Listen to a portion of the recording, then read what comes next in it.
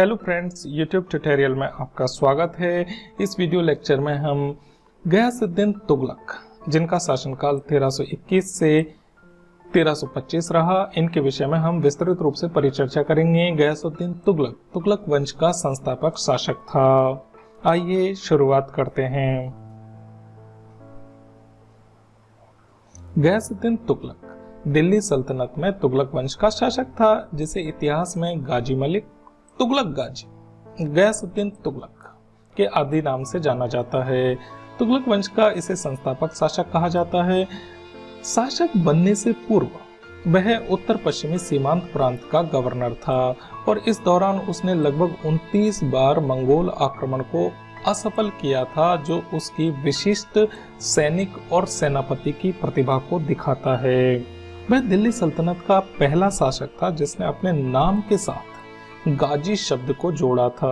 गयासुद्दीन तुगलक के पिता एक गुलाम थे, इस कारण इनको शासक बनने में विशेष रूप से कठिनाइयों का सामना करना पड़ा।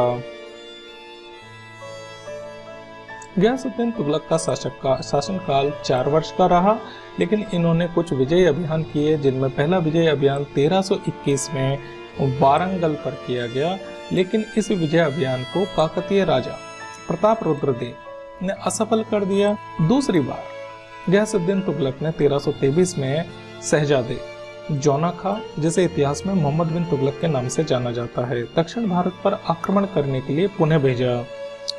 जौना खां ने वारंगल के काकतीय वंश और मदुरा के पांड्य राज्यों को पराजित करके दिल्ली सल्तनत में शामिल कर लिया। इस प्रकार गयासुद्दीन तुगलक दक्षिण भारत के राज्यों को दिल्ली सल्तनत में मिलाने वाला पहला शासक था। गयासुद्दीन तुगलक ने वस्तुतः कैश नियंत्रण की नीति को अप्रत्यक्ष नियंत्रण की नीति को प्रत्यक्ष नियंत्रण की नीति में परिवर्तित करके महत्वपूर्ण बदलाव किया।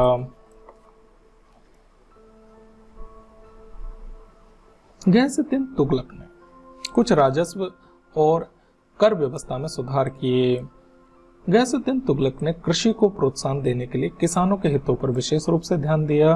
उसने एकता में अर्थात प्रांतों में राजस्व की दर को 1/10 से 1/11 भाग से अधिक वृद्धि नहीं करने का स्पष्ट और क्लियर आदेश दे रखा था। उसने सिंचाई कार्य के लिए नहरों को खुदवाया, कुएं खुदवाए, साथ ही बाग लगवाए, और इन सब के ऊपर लगान का अतिरिक्त भार था जो 1/10 की दर से ली जाती थी।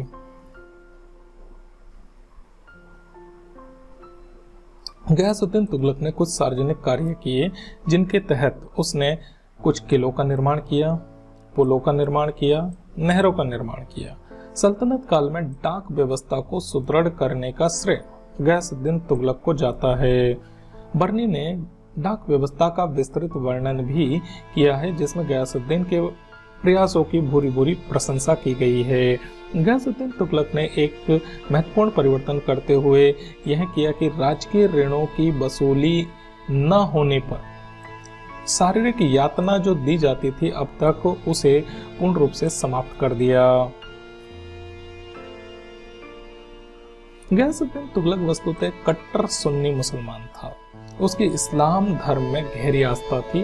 वह उसके सिद्धांतों का बहुत सावधानी पूर्वक पालन करता था। इसी के कारण उसने मुस्लिम जनता पर इन नियमों को कठोरता के साथ लागू किया और लागू करवाने के लिए दबाव भी डाला। हालांकि वह बहुसंख्यक धर्म के प्रति शत्रु भाव नहीं रखता था, किंतु उनके प्रति दयावान भी वह नहीं था। गयासुद्दीन तुगलक बंगाल अभियान से लौट रहा था, तो लौटते समय 8 किलोमीटर की दूरी पर अफगानपुर में एक महल का निर्माण कराया गया। इस महल का निर्माण जौना खां अर्थात मोहम्मद बिन तुगलक के निर्देश पर अहमद अयाज ने करवाया, और इस महल का निर्माण लकड़ियों से करवाया गया था। सुल्तान गयासुद्दीन ने जैसे ही महल में प्रवेश किया, कुछ समय बाद यह महल गिर गया और इसमें दबकर सुल्तान गयासुद्दीन तुगलक की मृत्यु हो गई। इतिहासकार इब्न बतूता ने अपनी किताब किताबुल रहला में गयासुद्दीन की हत्या उसके पुत्र जौना खां अर्थात मोहम्मद बिन तुगलक के द्वारा करवाए जाने की ओर वह स्पष्ट रूप से संकेत भी करता है।